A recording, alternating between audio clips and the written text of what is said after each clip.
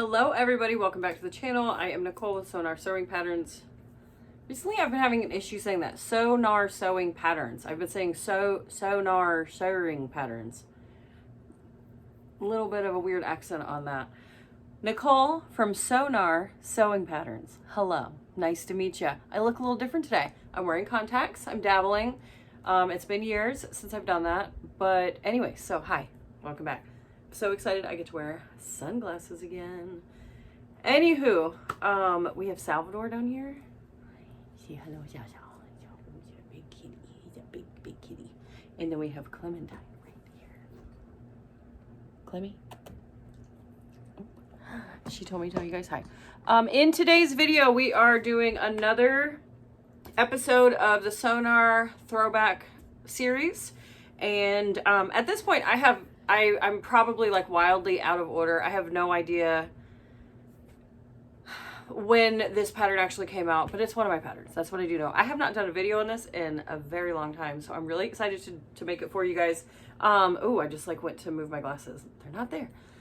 I forgot how quick and really quite easy it is to whip up this bag pattern, and it creates such a sophisticated, sleek, all-purpose bag. So today we are making the Wide Taisteal Tote. This pattern comes with two sizes. It has the wide, which is this guy, which is perfect for like a laptop bag, perfect for a work bag. It's like a nice wide bottom. And it also has a tall version, but there's still this like slit pocket situation that is also on the tall. The tall will also hold a laptop. It'll just be vertically held instead of horizontally. But they're both really fantastic sizes. They're perfect for travel bags, work bags, all of that. Hi, Choppies. This pattern is a cut list. It does not have any pattern pieces because everything is rectangular. I did it in all over print. So I had a custom order for one recently, and she wanted the same coordinating print, not all over print. She wanted the same print on the top and the bottom and the straps. She wanted everything. Normally when I make these, I do different color, different color, different color, different color. But I really am digging the one color situation here. So I started by making this one, and I was like, oh my gosh, I forgot how fun these are. So in the video, we will be making this beautiful aqua cork one. I used matte black hardware, and we are making the front slip pocket here. There are a couple of changes to the pattern, but additions, not any like major changes. I go over how to add the accent bottom, the nice stiff bottom here. And I added two closures here that kind of hide behind the strap when the strap is up. We will be adding the zipper pocket and then also the sunglasses case here. And I go over all of the materials and what I'm using, where I got them, all that in the video, so I will not hold you up any longer. I hope that you enjoy. If at any point you are enjoying this video, please be sure to give me a thumbs up. Leave me a comment. Hey, make my day. Let me know what you think of the video, and like, subscribe, notification bell so that you're the first to know. Join the Patreon. Even better. All right, guys, enjoy. I'll see you at the end of the video. Quick material overview. I am using blue cork from Fabric Funhouse. I'm doing this for the top, bottom, the accent bottom, and the handles. I'm doing a monochromatic theme. So I have my two top cuts here. I have my two exterior bottoms.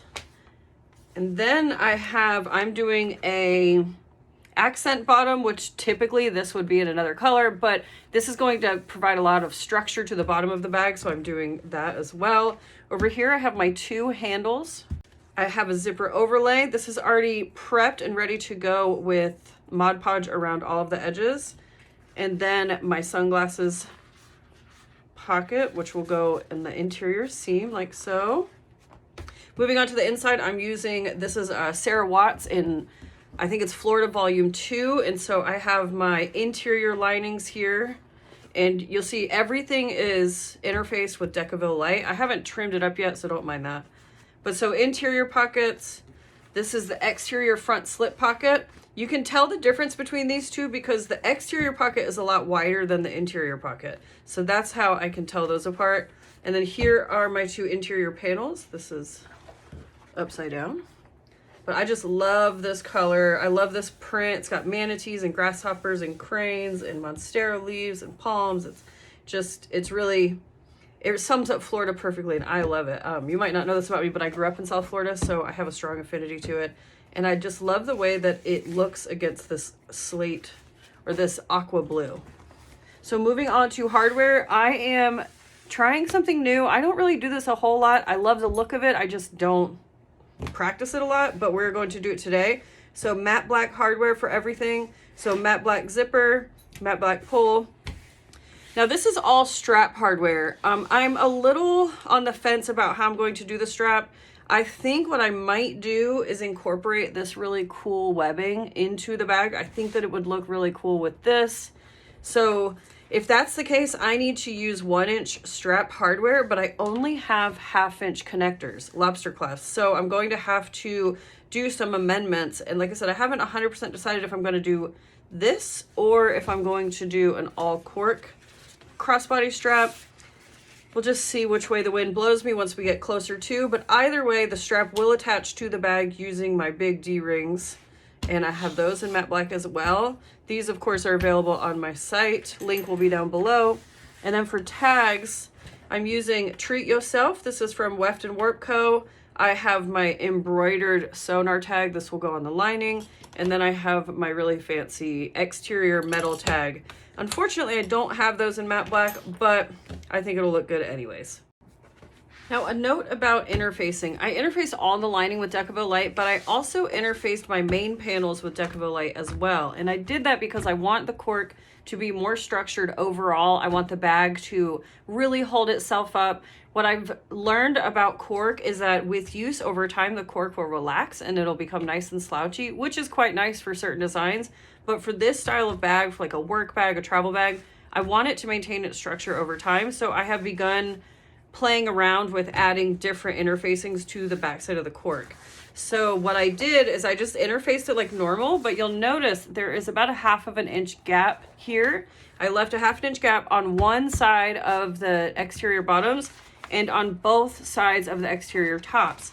And now my thinking behind that is that will give me more than enough room whenever I piece these two together to flip and fold it back without having that additional bulk of the interfacing being in that fold as well. On this side where I'm joining these two, and then also when I'm top stitching the bag later on and I'm putting the lining and the exterior together, it will also alleviate that additional bulk from this top edge as well. Lastly, you will see that I also did the 1/2 inch gap along the bottom side here on my linings for my pockets as well. And then for the base that I'm adding, I just found a nice thick piece of stabilizer that I had in my stash. This happens to be Peltex. It is not fusible, so I'm going to show you how I'm going to add it in now. So on my accent bottom, I cut this to be 14 inches wide by 6 inches tall. If you want it to be perfectly folded in half, you would cut it 14 inches wide by 8 inches tall. I just wanted to save some of the additional cork, and so that's why I cut it like that. So I cut my interfacing, or my stabilizer rather, 13 inches wide by 3.5 inches tall. The reason I cut it a 1/2 inch less in width is because whenever I'm adding this to the bottom, to the base of the bag, and I have to flip it right side out, that 1/4 inch on either side gives a little bit of extra leeway so I can get nice crisp corners on all 4 of my boxed edges. So again, 13.5 by 3, or 13 by 3.5 for the stabilizer and 14 by 6. You'll see here that I've found the centers on both of these, and what I'm going to do is just tape this interfacing into place by adding some 1/2 inch tape just here along the bottom edge. Now you can get pretty funky when you're adding this accent bottom. You can do some really cool quilting, or you can just keep it super basic and just stitch it into place with a couple stitch lines on the edge. But this is a really fun spot to add some customization.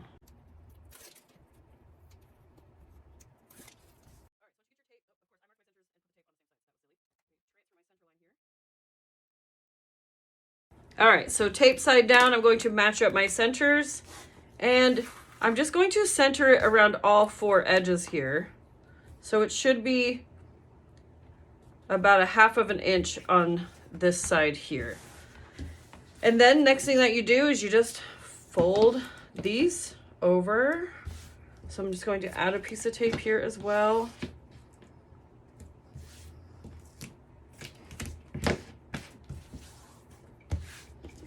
And then these would get folded over. And I just want to be sure that I'm applying some tension here. I'm not folding this stabilizer, but I am holding the cork nice and taut as I'm pulling it and wrapping it around this bottom accent piece.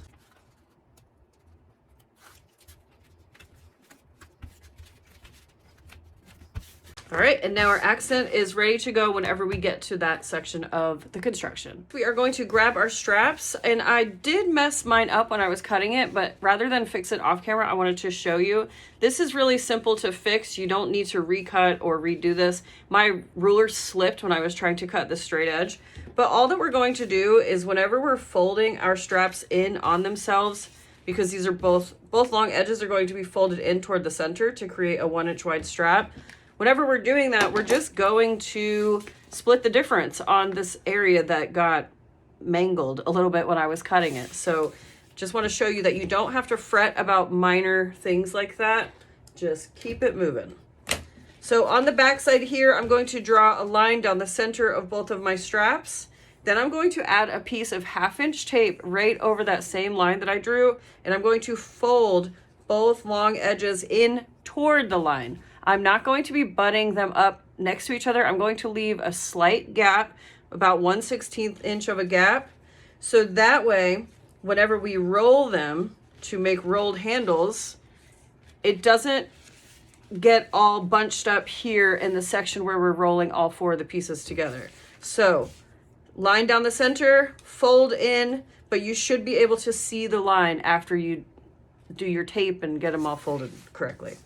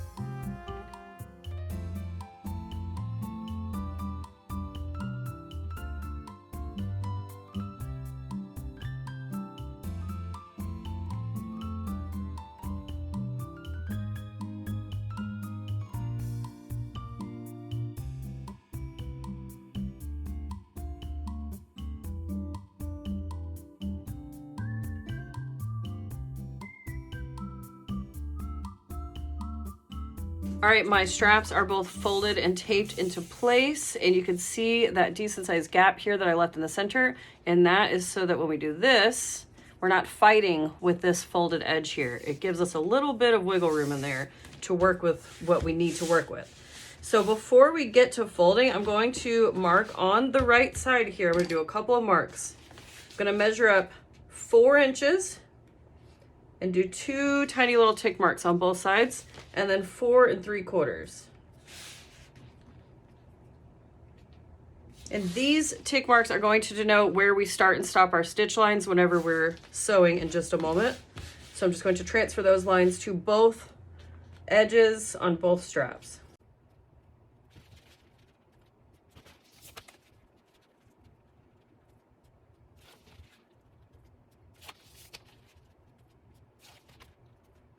Alrighty, so now, this is mark line 1 and then mark line 2, and then we'll say mark line 3 and then 4. We need to clip. We're gonna fold down the center and then clip to between the 2nd mark and the 3rd mark.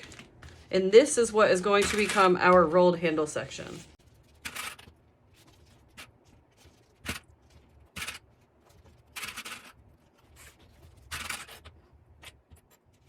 All right, so now we need to go finish off our straps. So what we're going to do is we're going to go to the machine and we're going to stitch between the 2nd and 3rd lines. I'm going to backstitch well at beginning and end here because this is going to be a high stress point when the bag is in use. I'm also going to add a rivet here later on once we're done with this process. But again, all we're doing is we're stitching 1/8 of an inch from the double folded edge all the way down in between the second and third tick marks that we made. I am using Tech 70 thread from Waywack in this cool gray color. I think that it will accent the aqua blue cork very nicely, and it will coordinate with the lining. I'm using size 18 needle and a size 4.5 stitch length. So again, I'm starting at that second tick line here. And what we want is we want our handle to be even. You can see here it's a little bit uneven, so I would just slide it until it meets up nicely until both sides are nice and flush.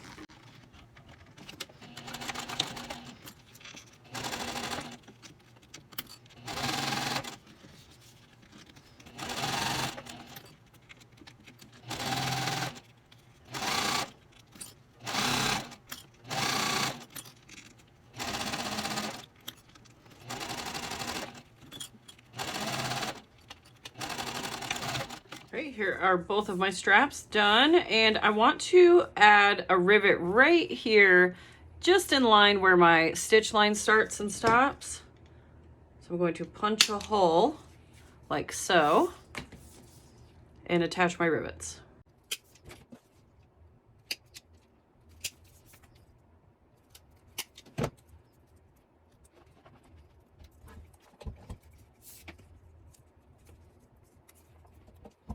All right, we've got both of our straps ready to go, all riveted.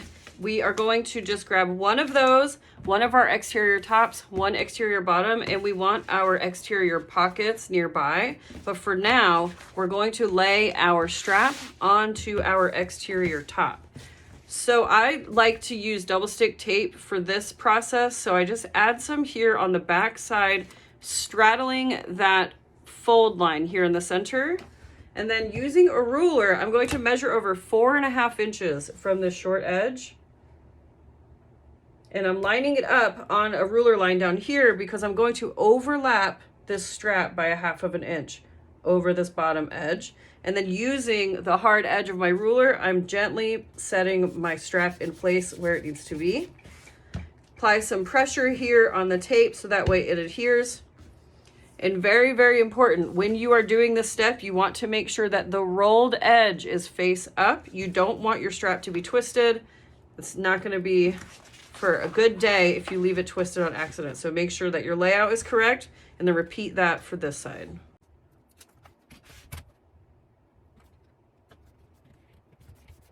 Okay, should look like this. Now it might feel enticing to go and stitch up and around these, but we are not going to do that just yet. I promise there's a method to my madness. So with this face up, we are going to lay our bottom with the gap here, the interfacing gap, right side down. And you'll notice that your straps here are peeking out, and we want that. I'm going to just put a couple of clips here to hold this in place.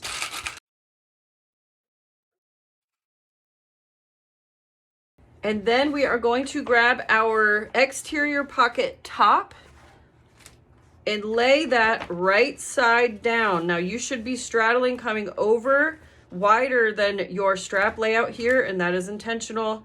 And go ahead and line it up with that interfacing line to denote how far up it needs to go. And then slide these clips over and hold that into place. And then carefully flip everything over and lay the exterior lining pocket bottom along this edge. Now, if you have directional fabric, be sure that you are keeping an eye on that. You want everything to be laid out correctly when the bag is done. And then now we just go to the machine and we're going to stitch across. You start over here, go all the way over. But whenever you get to your straps, you can feel your straps in here. When you get to the inside of your strap, you're going to switch your stitch length to a basting stitch. So you stitch normally from here to here, basting stitch, and then remember to lower your stitch length again for this back section. Because what we're going to do is after this entire panel is done, we pick these stitches out and that creates that exterior slip pocket.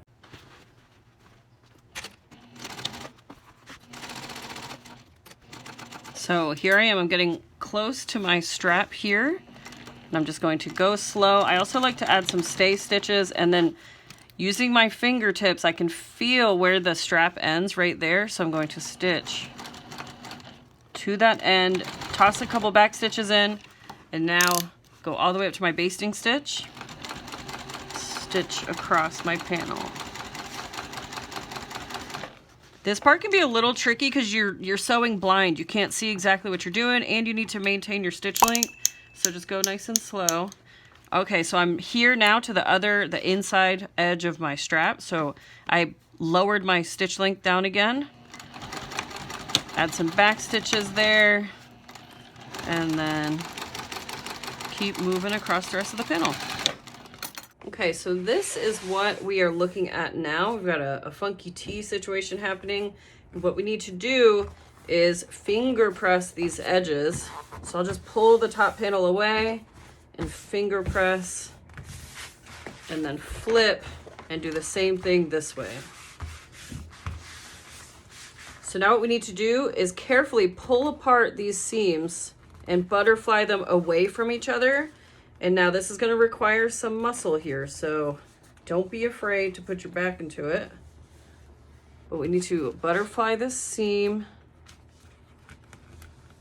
and then we're going to go back to the machine and we're going to stitch from the front side down each side here using 1/8 seam allowance. We are not going to change our stitch length here. This is all normal. But what you're going to want to do is while you're stitching, maintain this butterfly down here. So what you'll see me do is reach my hand under the panel, and I will be working the seam open down here as I'm stitching through. So I'm going to stitch across along the bottom and then across the top as well. And then we're going to go back and stitch up and around to adhere our straps in place. But I will walk you through that once we get to that step. Make sure you have a fresh bobbin for this. This is not where you want to run out of thread.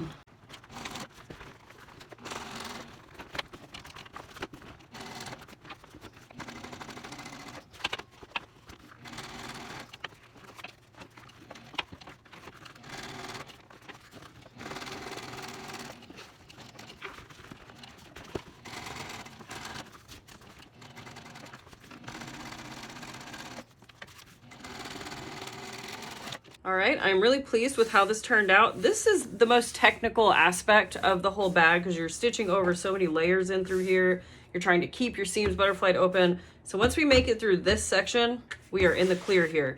This is what we should look for here. We need to have our pockets away from each other, our directions are correct, and our stitches are nice and straight. And before we stitch up and around this area, we want to finish this back pocket, get this out of the way. So I'm going to pull this down and out, and I am now realizing that I accidentally swapped my pocket top with my pocket bottom, but alas, not a huge deal. I'm not too worried about it. What I'm going to do is just fold this down and out of the way, and because I have this excess here, I am going to trim it before I go back to the machine. Now what should be happening is whenever you fold this pocket top down, it should line up perfectly with your bottom. But, oh well, mine doesn't. Big deal, who cares? It's still a very decent sized pocket, so I am not stressed about that in the slightest. So once you get this folded down and out of the way, add a couple clips to it to hold everything in place. And we just need to go back to the machine and finish this pocket up. So from the front, I'm going to pull my bottom, my exterior bottom out of the way, stitch and close up this entire pocket here. You don't have to worry about leaving a birth hole. We're going to close up the whole thing. So again, pull your exterior bottom away to expose your pockets here. And I usually just start going parallel with the panel just to give myself a couple stitches to get up onto my pockets, and then I will pivot.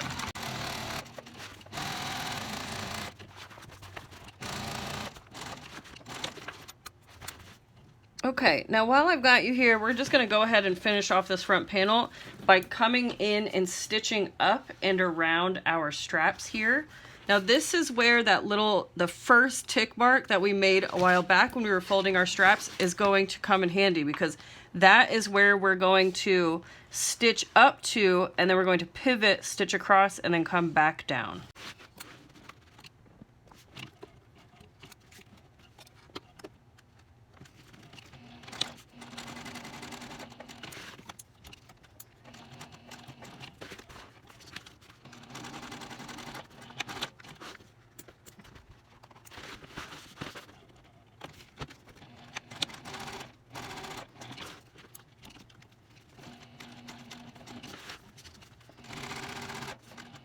All right, the front panel is now complete stitch-wise and pocket-wise. So what we need to do is open this section here to reveal that pocket. And I like to just fold it. You can see the stitches start to expose themselves.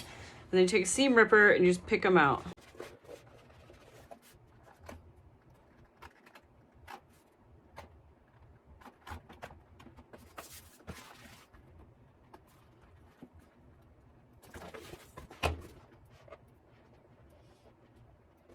Check it out.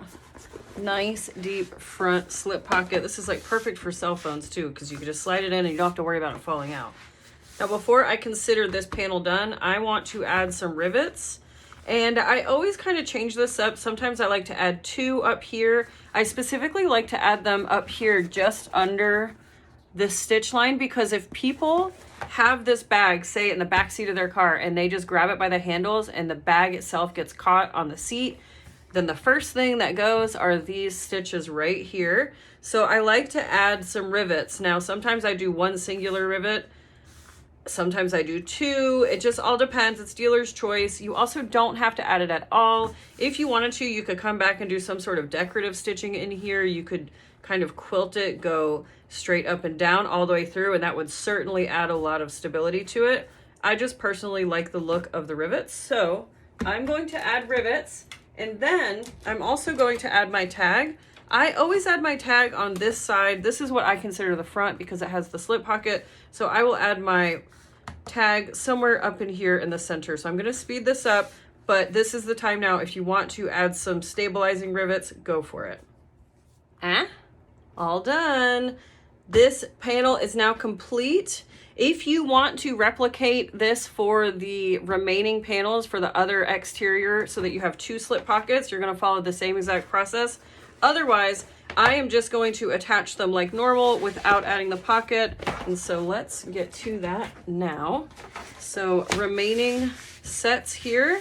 Again, we're going to start with our exterior top and our strap. And so I'm going to tape it into place 4.5 inches from each side, ensuring that my rolled handle is facing where? Up. That's right.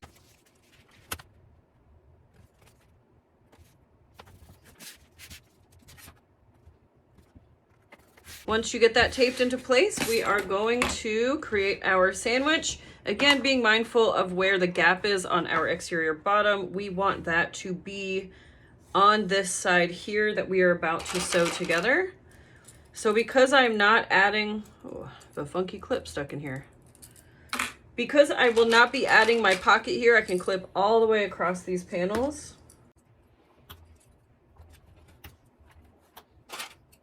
And then now I'm going to go back to the machine. I'm going to stitch using that 1/2 inch seam allowance. I did do that on my other panel just because I wanted to make it easier to fold all that stuff. So I am mirroring that on this set as well. So I'm going to do my 1/2 inch stitch line, and then I'm going to fold everything, butterfly my seams open, stitch down both sides, and then I will come back and stitch up and around my handles here.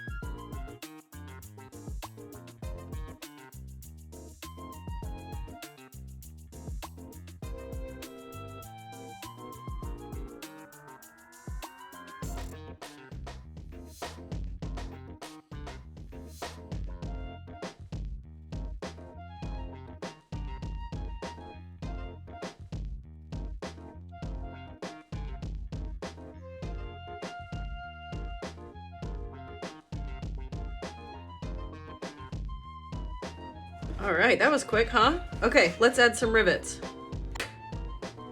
Ta-da! All right, now we have both of our exterior panels done and ready to be attached together. So I have not cut out my bottom squares yet, and that's because I like to do that once I know that my side seams are matched up nicely. So that is what I'm going to do first, is match those butterfly seams perfectly. And as I always say, in a perfect world, what should happen is your top and bottom should also meet up. And I think I got pretty lucky on this one. This is not normal for me, but today is a good day, I guess. Okay, same thing over here. Let's match these guys up. This is a big bag, so I apologize if the perspective is crazy, but you can get a super close up. That's what we're trying to match up there. Once you get those matched up, you can add a couple clips just to hold everything in place, but you don't want to put them down here yet because we need to cut out our boxed bottoms. So like so, grab a ruler and a marking pen. We're going to cut 2 by 2 inch boxes down here.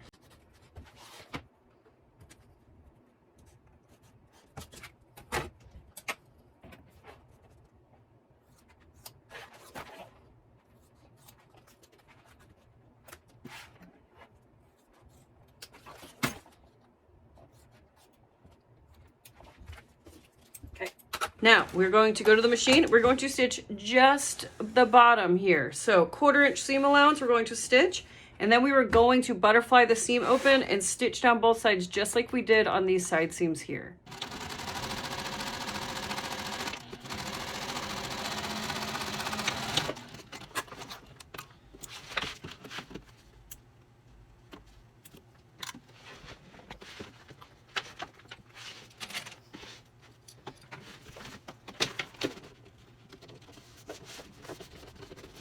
Now, if you do not want to add the accent bottom, that's fine. You don't have to. I do suggest still doing this step where you butterfly the bottom open. It just adds a cool detail down here along the bottom edge. And it makes everything lay nicer when the bag is complete. Otherwise, you can just leave it just like this, and then you would continue on, skip forward in the process until you see me stitching up the side seams. But for those of us that want this fun bottom, we are going to stitch along both sides just like we did for the front panels. Now you're not going to be seeing these if you're adding the accent bottom like I am. You're not going to be seeing these stitch lines, so you don't have to be super precious with it. You just want to make sure that you're stitching that seam allowance open, but it does not have to be a perfect stitch line.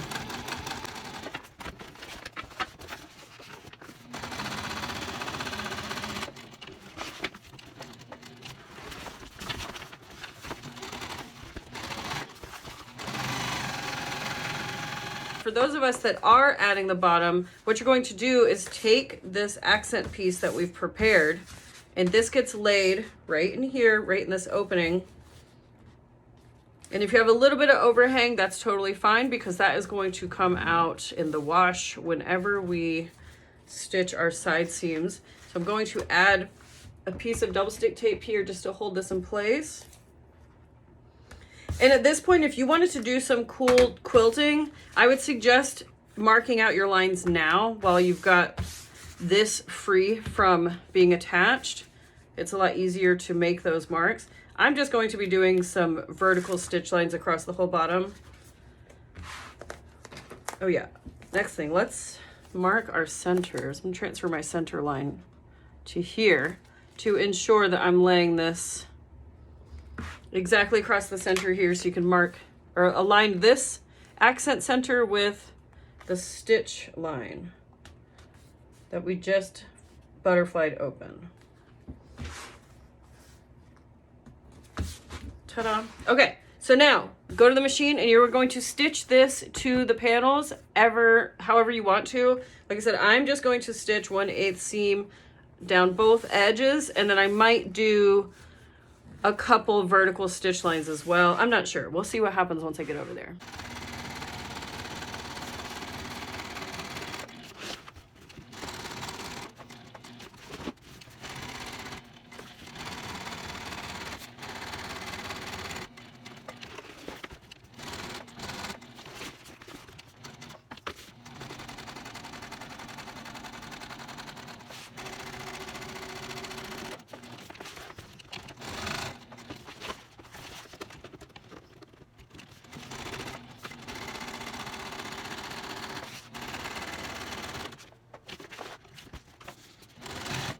Kept it pretty simple. I just did 2 parallel lines down each side. Now to finish off, we are going to fold each panel right side together. Again, matching up our side seams, clipping all the way down. Don't be afraid to bend this accent bottom so that you can get your edges to match up. You're going to clip both sides, and then we're going to go to the machine and stitch 1/4 inch seam allowance down both side edges on the left and right. Be sure to add some stay stitches at the top, and then I always add a few when I'm going over this butterflied side seam as well. And then just continue to work your way down the panel,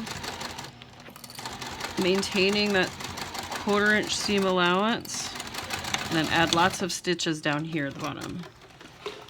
And repeat for the other side.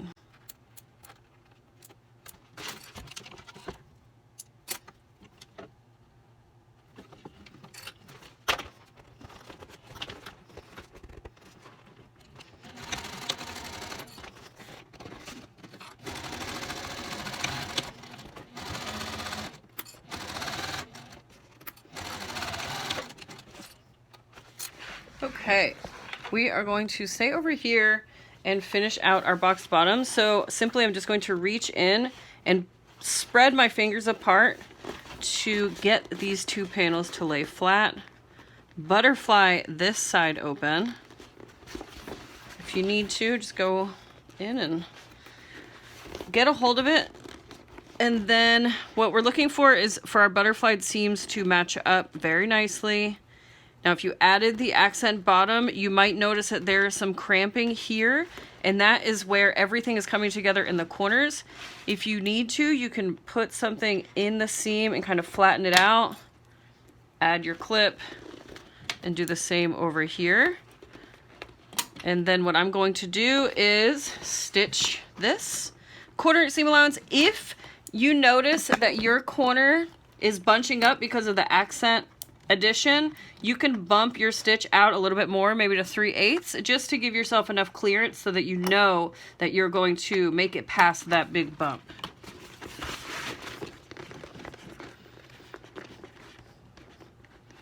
Just make sure whatever you do on this side, you mirror on the other side. And be sure to add lots of stay stitches, back stitches, whatever they're called. Add that for added security. Okay, you can see the tote is really starting to take shape here. Now before I flip it, I am just going to trim down some of these thicker seams. I don't want to take too much off, but I don't want this to become an issue later on with a bunch of bulk whenever I lay the lining down inside. I'm just going to trim down what I can while not messing with the integrity of the bag.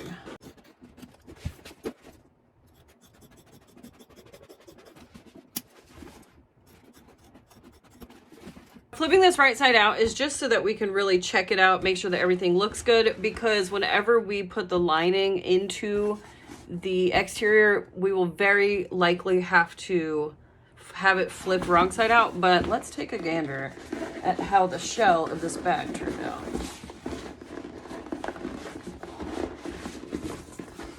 Now because of this accent bottom, it is even harder to flip right side out, but it'll be worth it. This is what it looks like right now, and I am super happy. Here is the accent bottom here, and you can just kind of shape it, push. You want to make sure that all of your corners are pushed out as far as they can go. Yeah, everything looks good. Let's check the side seams. Perfect match. And perfect match. I mean, you can't ask for much better than that, can you?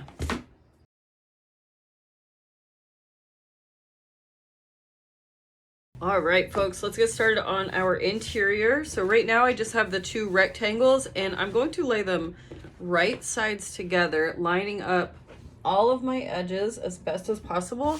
And now what I'm going to do is taper from the top corners in about 3/4 to an inch or so, and give myself some bulk reduction here for whenever the bags are flipped, the interiors inside the exterior and all of that. I find that reducing this edge here just gives some more wiggle room for the inside. So I'm just straightening up my edges here. This seems a touch off. Going to straighten that out as well. And so now our linings are ready to go. We need to add our zipper overlay. So we've got this guy here. And so you just have to pick which one you want it to go on. I'm going to be putting it down 2.5 inches. So let's see. That would go there. Let's check this one out. I'm going to do it on this one because it cuts off less of this. I don't want it to go through this section where the palms are. So I'm going to add it here. Now we need to find the center of both the overlay and the center of this panel. So I'm just going to fold it in half and crease. And then lay my ruler back on it, aligning one of my straight edges here with this middle fold that I just made.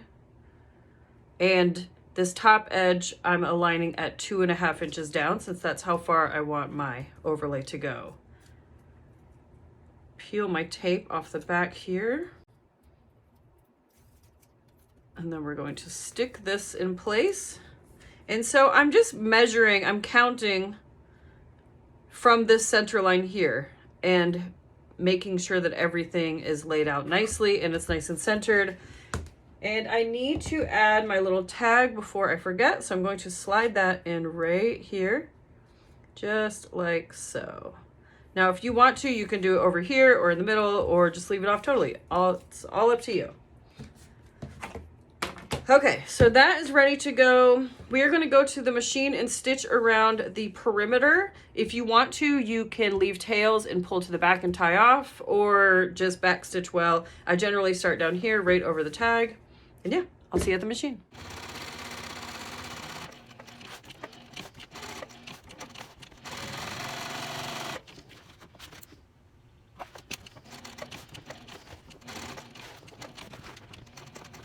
All right, now we're just going to slice right down the center, and we need to cut out the fabric that is inside of the overlay area. So I'm just going to peel it off of the tape and use my duckbill scissors to trim this all out.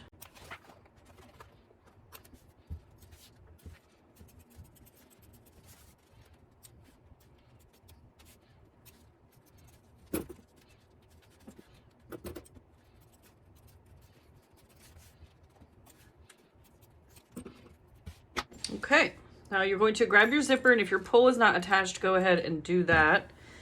If you have enough of your tape revealed that you can reuse it, go for it. Otherwise, let's add some more tape above and below. And I'm going to put this outside of my stitch line just because it's about to get chunky up in here with all this tape. So just going to do what I can to alleviate bulk as much as possible. And of course, if your machine doesn't like tape, then I highly suggest using the glue to hold everything in place. That's Beacon Fabri-Tac. And now we need to get this zipper tape face up in here. So this is going to take some maneuvering. You might see the back of my head.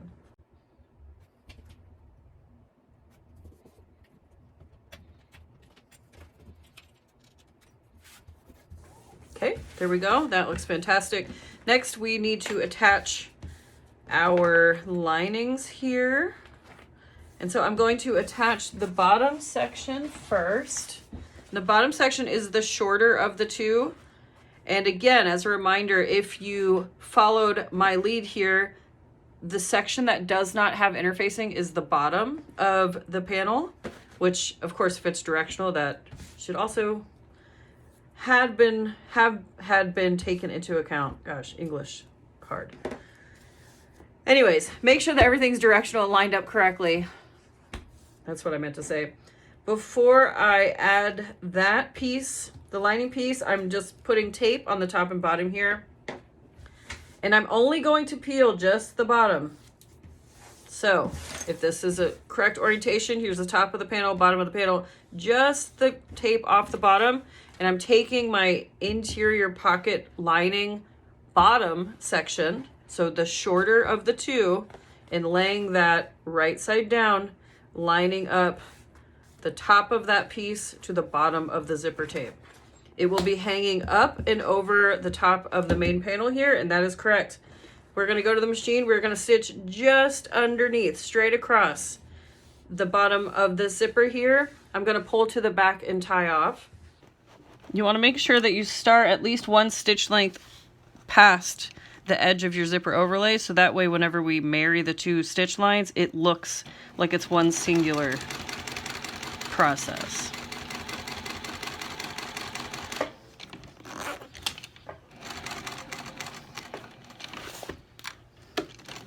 Okay, so I stitched just about one over and I'm leaving myself some long tails. I'm going to tie these off.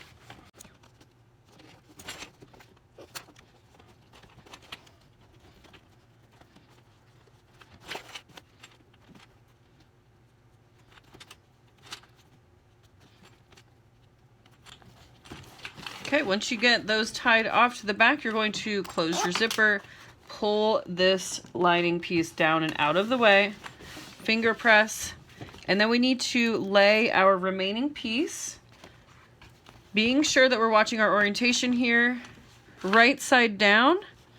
And what you should see happen is that these pieces should meet up down here. Everything should align nicely. So once you get that in place, we're going to flip, and from the right side, we're going to start our stitch line here on the side, come up, go across, and then back down to finish this off.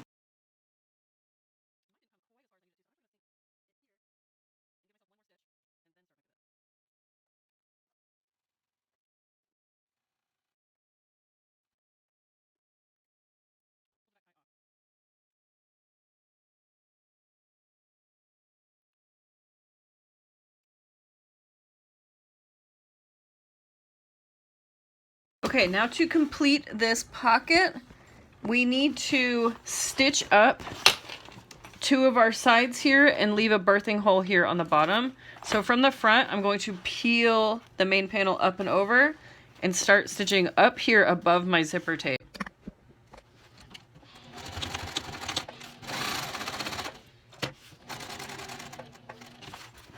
Pivot, come down about 3/4 of an inch, and then do my little L stitch off of the panels here. And if this is your first time seeing it, I stitch down and across and then down again here to create what I call the L stitch to help whenever I'm closing up this birthing hole later on in the process. Having this sewn edge here, whenever you flip and apply tension, it just flips this bottom section in so easily. It just makes closing up the birth hole that much easier. So mirroring that over here.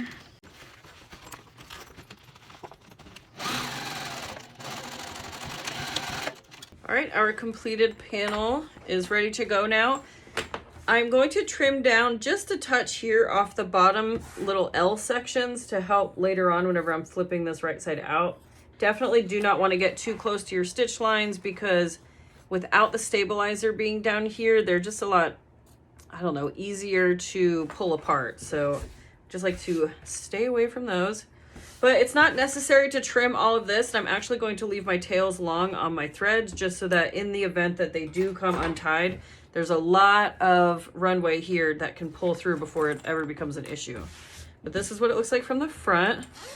I love the matte black with this. There's the pocket. Now, if you wanted to, you could add a second zipper pocket to this side. You could add slip pockets. You could do a pocket all the way across, like a laptop slip pocket. You could really do a lot of customization here because this panel is nice and large. The only thing that you'll want to keep in mind is that we will be adding box bottoms. So if you do any sort of customization to this opposite panel, just keep in mind that we're going to be coming up about 2 inches off of here to create the bottom. So this is actually the space that you have to work with. I am going to be adding the optional sunglasses case. So I cut out my piece here, and then you can see when I put it on a straight level or straight line here, you can see that I cut down at an angle. And that's just to give myself a little bit of like a design detail whenever it's fully done, but it also makes it a little bit easier to get in and out of because it's not the exact same height. So if you did the curved section, treat that as your top. And I'm going to put a piece of double stick tape here and then just fold this over about a 1/2 inch, 3/8 of an inch or so. I'm not too precious with any of this stuff. As long as it's nice and straight, I don't mind what really the measurement ends up being. But this is what we're going for. So now I just need to go top stitch this into place, and then we're going to close it. We're going to line up all of our edges here, and you can keep it rectangular or squared off if you want to, but I am going to just sew a gentle curve and stitch up this bottom section as well. This open area will go into the side seam of the bag, so I'm not worried about sewing up there, but if you want to, you can stitch down and then up the whole side to complete this.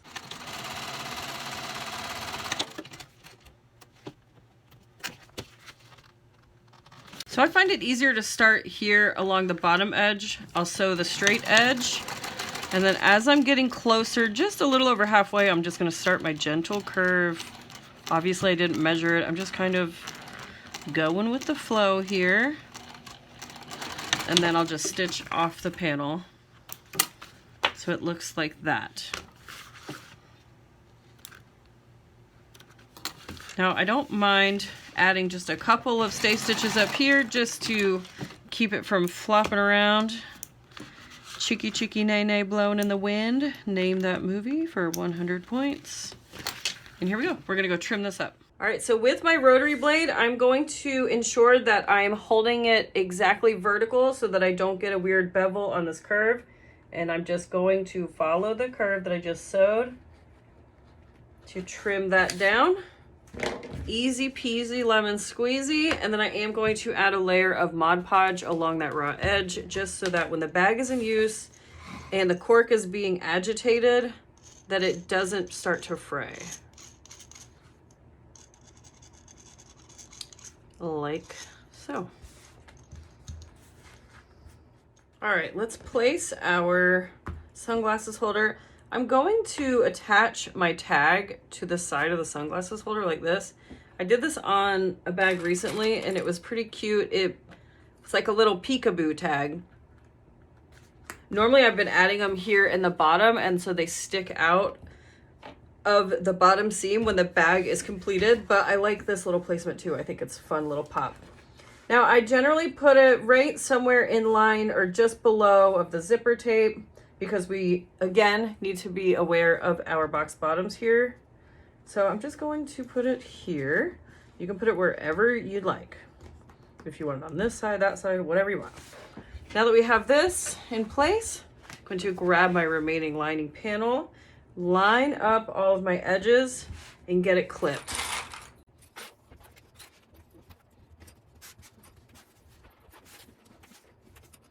All right, let's cut out our box bottoms here.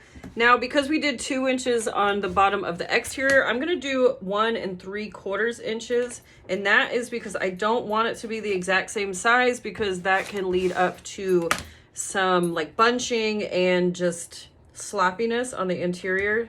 So I like to, in addition to the tapering, I like to slightly lessen the interior measurements to help stave off any sort of bunching and weirdness on the inside.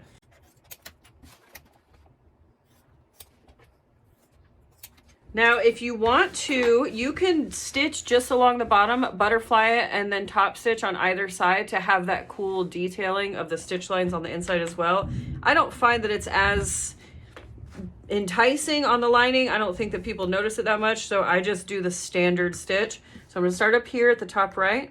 I'm gonna stitch down. I'm gonna add some stay stitches here when I'm going over my sunglasses case, because it's right there. So I'm gonna add some stay stitches because that is where people are going to be applying the most pressure whenever they're putting their sunglasses in and out. So come all the way down. When I get here, I'm gonna back stitch a couple times and leave my needle down. And then I'm going to push this bottom section to meet up. And it feels weird, it looks weird, it creates a bubble. It'll look something like that. And that's okay, that's what we're looking for.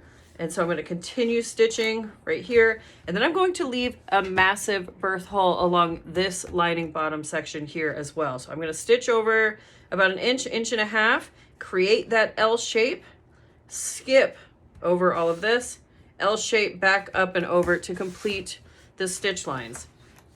Adding this second birth hole here will make turning the exterior of the bag so much easier. Because I added that really stiff accent, trying to pull the whole bag through just this size of a turn hole would be a bear. It can be done. I've done it plenty of times. But whenever I picked this trick up of adding the second birth hole, it is a game changer for these types of bags. So leave a nice big birth hole here and let's stitch our sides up.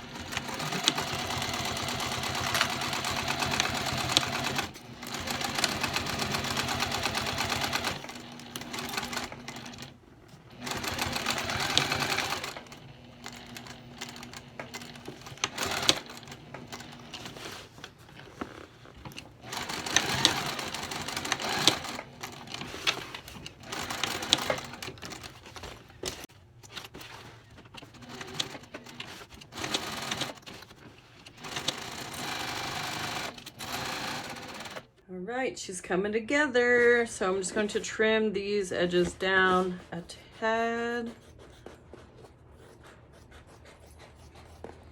But I do like to leave about the top inch or so the full length, just so that way when we're butterflying it later, we have a lot of space to work with. We're not fighting it.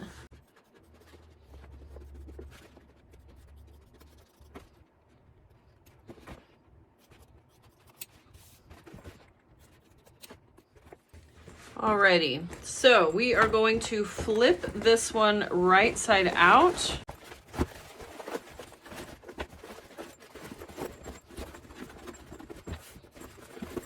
Get everything situated properly, and then we are going to flip our exterior wrong side out. Now you can try to marry the two the other direction with this one wrong side out and try to slip the lining over the exterior, but because of the tapering that we did on the lining and the smaller box bottoms, it will be more of a challenge to try to fit this on top of this. So I find that's worth the effort to flip the exterior back wrong side out. Once you get this one flipped back, we're going to tuck our straps in, and then we're going to put our lining into the exterior. Now you have another couple of things to think about here. Whichever orientation you want for your interior pockets, you need to make sure that you're doing that correctly. Now, this is the front of my bag. It's where my tag is. So I want my zipper pocket to be along the back side. So when I'm adding my lining to my exterior, I'm ensuring that I'm looking at my zipper pocket and I'm looking at the back side of the exterior. So now I'm just going to go around. I'm going to start by matching up my side seams here. So this guy here, and I'm going to go and do a dry fit, make sure that everything fits correctly. And if it does, awesome. Then we will move on to the next step. If it doesn't, we'll need to make some adjustments.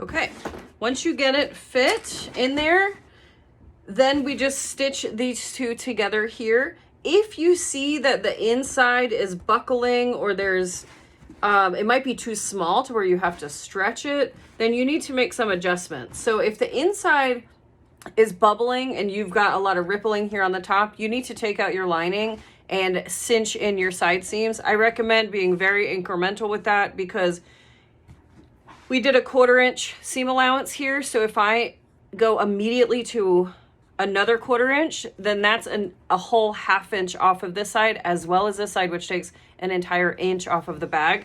That's a big jump to make. So you need to make sure that you are just barely shaving off each time. I know that it's annoying to pull the bags out, flip them right side out, all of that back and forth, but it's worth it in the end. It makes for a better bag. If you find that for the most part it's fitting really well, then I think you're probably fine. You can move on. So I have got just the slightest ever so slight bit of buckling here. You can see where it's bubbling. But I know, because I have a lot of experience with making bags, I know that when I'm sewing, I can just kind of flatten it and pull on it, apply some tension, and that will ease its way into the stitch line. So I'm not concerned with it. But so once you get your fit to your liking, we're going to go to the machine and just top stitch. I will be using a 1/4 inch seam allowance here that will fall well within this top section, this interfacing list section that I have here. If you want to, you can do a 1/2 inch. I don't think that that's necessary, so I will be doing a 1/4 inch. Just, you know, you do you.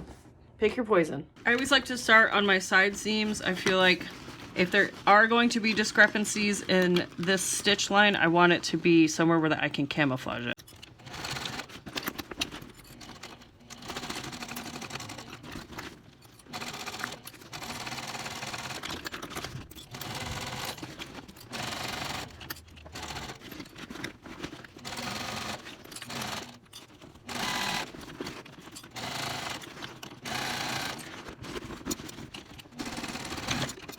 Here's my stitch line from the exterior, what it looks like. Now, if you're looking at this and you see a crazy like swoop or dip, you're gonna wanna go back and straighten that edge out. There's a tiny one right here, but I think that I can probably camouflage that a little bit, but I think it looks pretty good for the most part. So again, once you're happy with everything, we can move on to the next step, but if you need to make adjustments, now is the time to do so. I am not concerned with trimming any of this down because it's just going to give me more of a ledge to sew on whenever I'm top stitching. So at this point, I'm just going to flip the bag right side out through the big birth hole down here.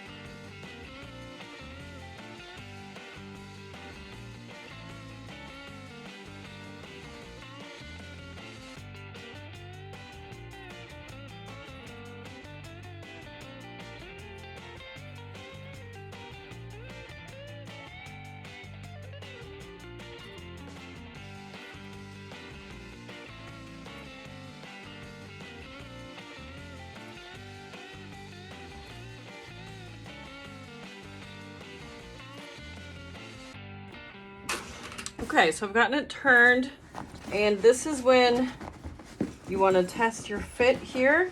Another pro of leaving the second birth hole is if you notice that once you get everything tucked in, that it's baggy down here and you have a lot of excess, whenever we pull this second birth hole through the first birth hole to close it up, we can tighten that stitch line immensely to eat up a lot of that bagginess down in there.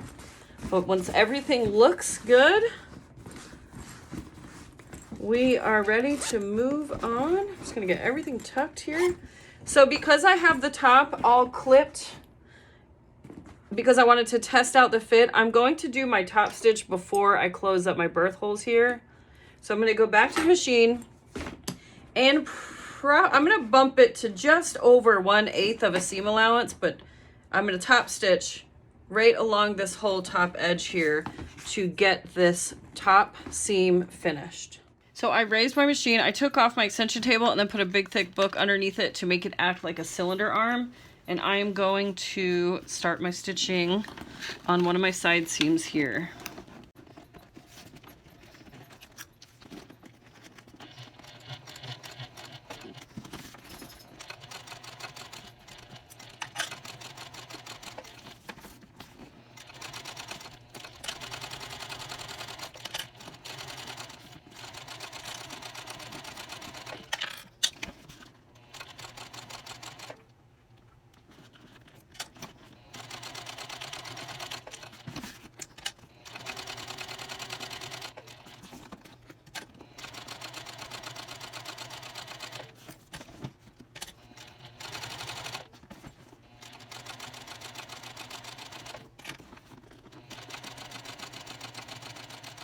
All right, once you get everything top stitched, now we need to close up our birthing holes. So what I'm going to do is unzip the zipper.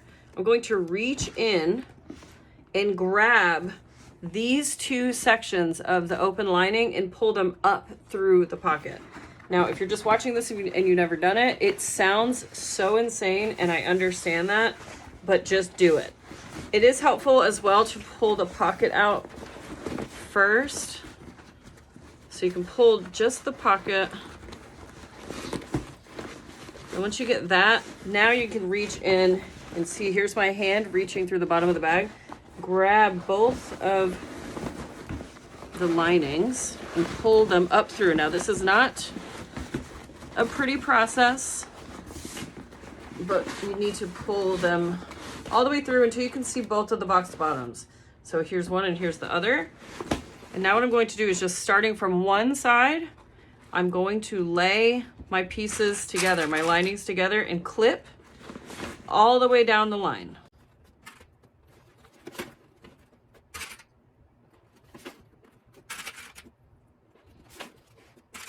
Okay, now we need to go stitch our dumpling closed. If you had any discrepancy with bagginess whenever everything was tucked inside, this is where you would make your seam allowance bigger. You can just kind of angle it up. I know it's hard to tell, but this is the long flat edge of the bottom of the lining. So I'm going to start right here, right at this L shape, and I'm going to start my stitch line, and then I'm going to sink it up, going to taper it in just a touch on the inside, just so that I get a nice snug fit of my lining.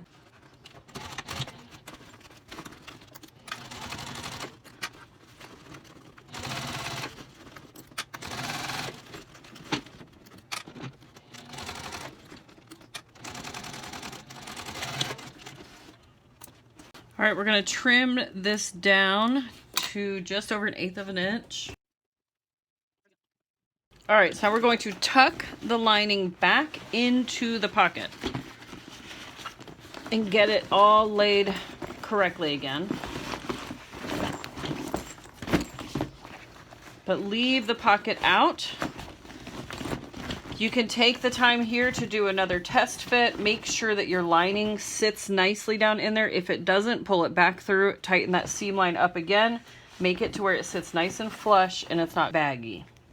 Once you get it to your liking, we're going to pop our corners out on our pocket linings.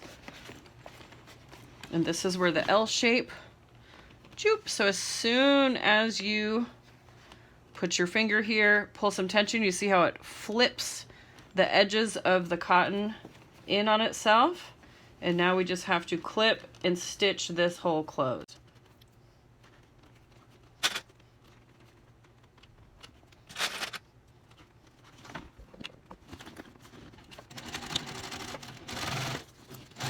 Okay, all of our birth holes are closed. Now we just need to tuck this one back in. Oh, trim this little thready thread here. So funny, I think Druzy has had it with me because every time she gets settled, I swap sides of the table. And because this bag is so big, it just keeps running into her and she's not happy. I think it's funny. Okay, get everything tucked in. Because we reduced the bulk on this pocket lining, you shouldn't have the big thick corners whenever you flip everything down, and it will reduce the feel. You know, whenever you're feeling in on the inside of the lining, I can always feel the bottom of the pocket, and I don't like that. So that's why I do that bulk reduction. Okay, so I'm just taking time to, with a peace sign, I'm just putting the corners of the bag into the outside, into the exterior here. And I'm just going to take a lot of time, make sure that the fit is nice. At this point, you can iron it if you want to. You can do whatever you want. You could call this done for sure. This is a completed tote bag. And if I say so myself, I think that she came out just beautiful. Now I'm going to add the hardware here along the top edge to add the crossbody strap too. All right, I have my big hardware here. I went ahead and bent it so that it'll fit over the side seam here, over the top edge. And if you don't know how to do that, check the description box. I'll link the video where I show you how to bend the hardware, because it starts out flat, and you could totally on this bag do it flat, and that would actually be kind of cool. I hadn't thought about that actually, but you could add it to this section here to sit on the side of the bag like so. But I like it whenever it is encasing the top edge, which I bent it too much. My top edge is nice and thick, so it's going to drape over the top edge just like so. I'm going to use my rivet press to kind of smash this edge here. It's pretty thick from all of my areas coming together, so I'm just going to get it as flat as possible. So now we just need to fit and mark where we need to punch the holes. So I'm just going to put the D-ring in so that I can get the proper spacing, slide it over the edge, and then mark where I need to punch my hole, which I'm going right through the seam. If you don't want to do that, that is totally fine. You do not have to.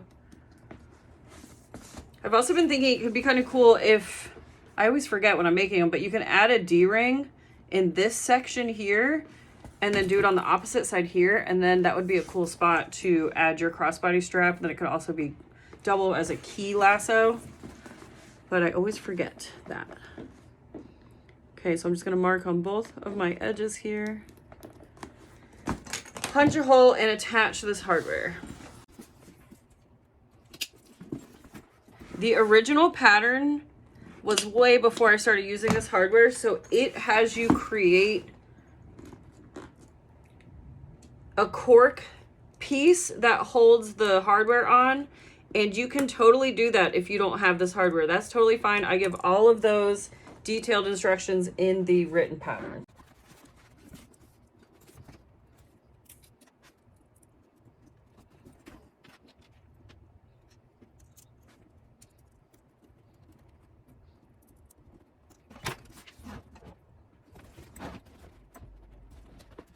Hardware is installed.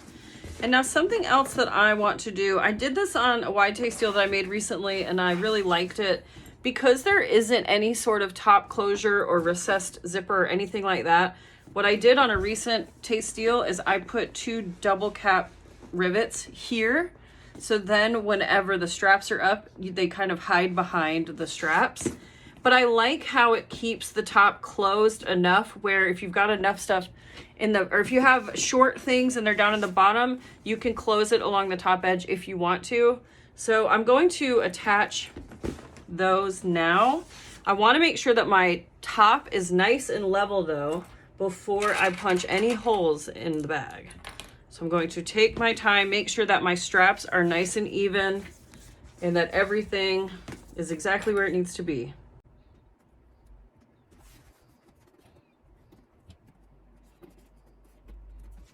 Okay, that looks good.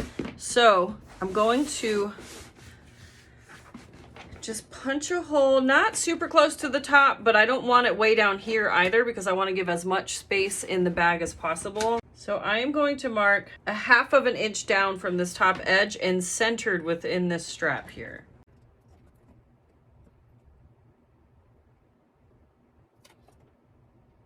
Okay, and I'm just going to punch this side that I marked and then use this as my guide for the other side.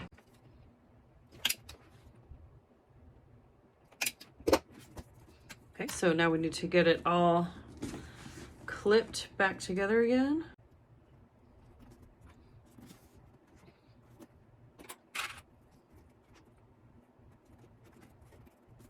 Okay, and then using these holes as my guideline, punch through the opposite side. And then I'm going to install my double cap rivets.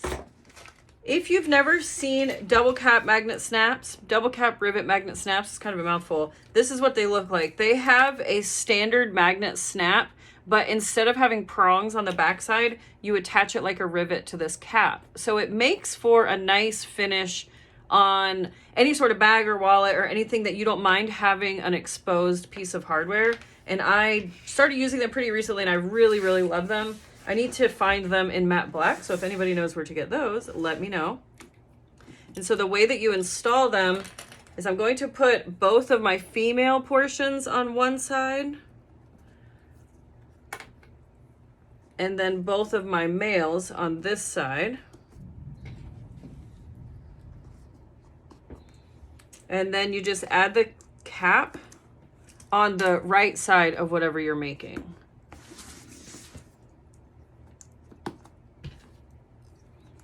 It just got really dark in here because it's about the storm, so I apologize about that. But see, so this is what it looks like from the outside. But now we need to set the rivets. And so I got this from Cam Snaps, and it's the handheld version of one of these guys. But because I got the big press from Gold Star, the die sets don't work for those. So I just use this hand press. I have this hand press so when I travel and teach, I can use all my hardware. But yeah, it works great. It's just a little bit fiddly, especially when you're just starting out. But it comes with one rivet die set here. I don't know if you can see it, but it's already screwed in. That one doesn't ever come out because that's where the cap goes. And then you get the male and female portion of the magnet side. So you need to put in the coordinating side that we need to attach. And then just like a regular rivet press, just attach them.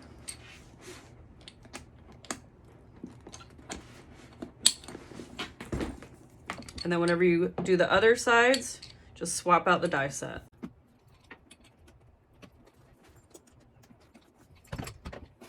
And then so there they are, fully installed. And now let's see. So there is the fit. I don't hate that they're antique brass because this is also antique brass, and the interior, the lining has a lot of gold accents. So hopefully you agree that it doesn't look bad. It's just interesting. I don't really mix metals a whole lot, but I love it so much. All right, last thing to do is to complete our strap. So I have my 2-inch wide cut of strap, and you can make it any length that you want to. I'm using 55 inches, and I'm going to fold it in just like we did the rolled handles. I'm gonna mark a line and then fold both of my long edges in on that line.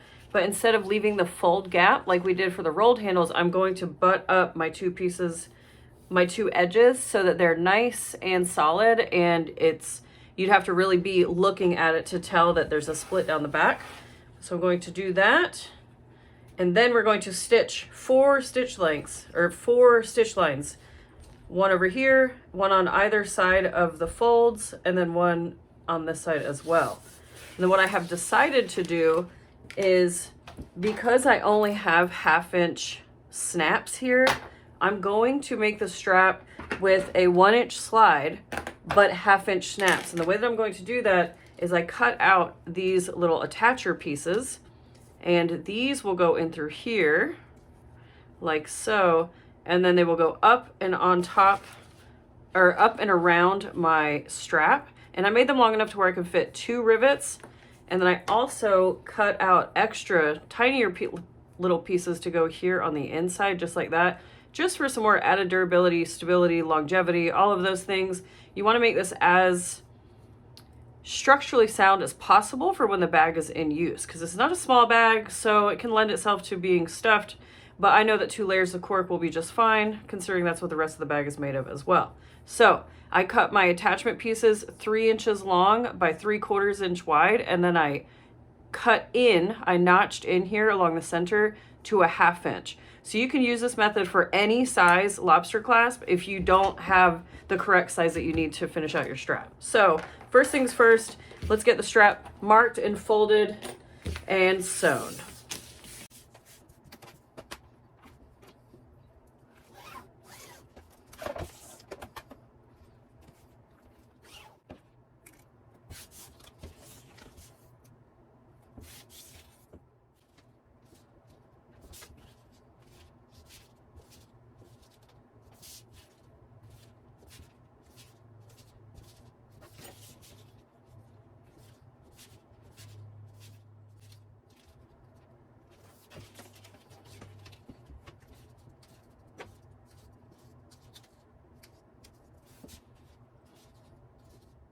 All right, so my strap is all stitched and ready to go. And now to take a 1 inch down to a 1/2 inch, we're gonna have to do a little bit of surgery on the strap. So I'm going to cut off a 5-inch piece of this completed strap. And I know it seems weird to do that, but just trust me. And then you're going to take a regular rectangle ring and swoop it around like so. And then I'm gonna add a piece of tape here to hold this in place while I'm working, just here along the bottom. Line those edges up, get this taped into place, and then what we're going to do is attach one of our 1/2 inch lobster clasps to this end here. So we take this guy, also going to add some tape here, right down the back side of the smaller of the two accent pieces. Just like that. Now before I attach it to this section of my strap, I'm gonna mark my punch holes here. I'm going to mark 2. So I'm gonna go 1, 2, 3/8 down, because I'm using big fatty rivets. And then 3/8 from there. I'm not going to punch them quite yet, so we're just going to ensure that this is exactly where we want it to be. Put some more tape here.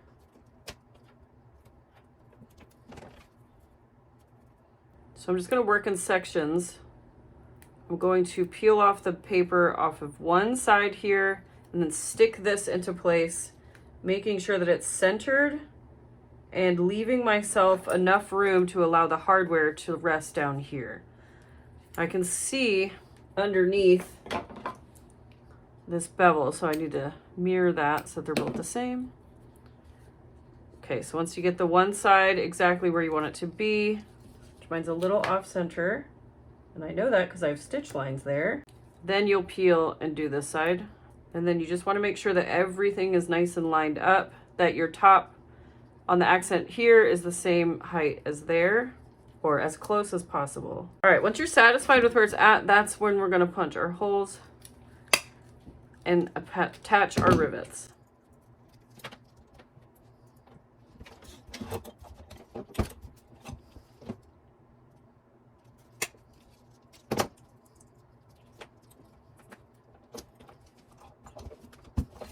All right, so this is one side of our strap. Let me just burn these threads.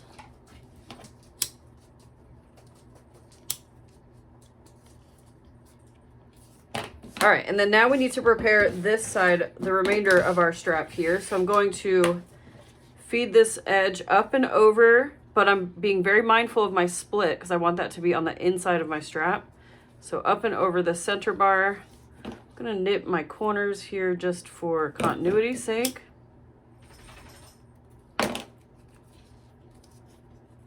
And then add a rivet.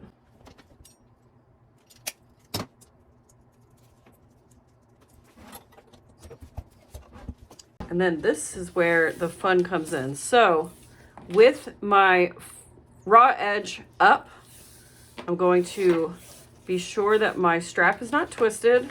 I'm going to feed it through this rectangle ring and then back up and over this middle bar. Want to make sure that nothing is twisted. Okay. And then once I know that it's not twisted, I'm going to do the same thing with my other strap attachment accent piece.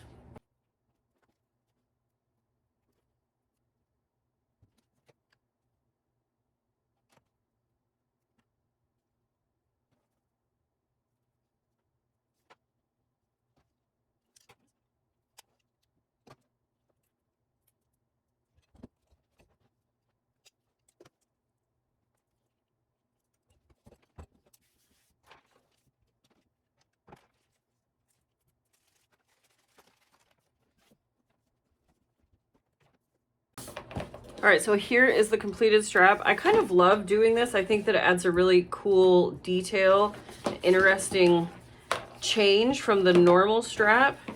but this works the same as any other adjustable strap, but now instead of just using all 1-inch hardware, we have this fun detail accent on both of our edges here.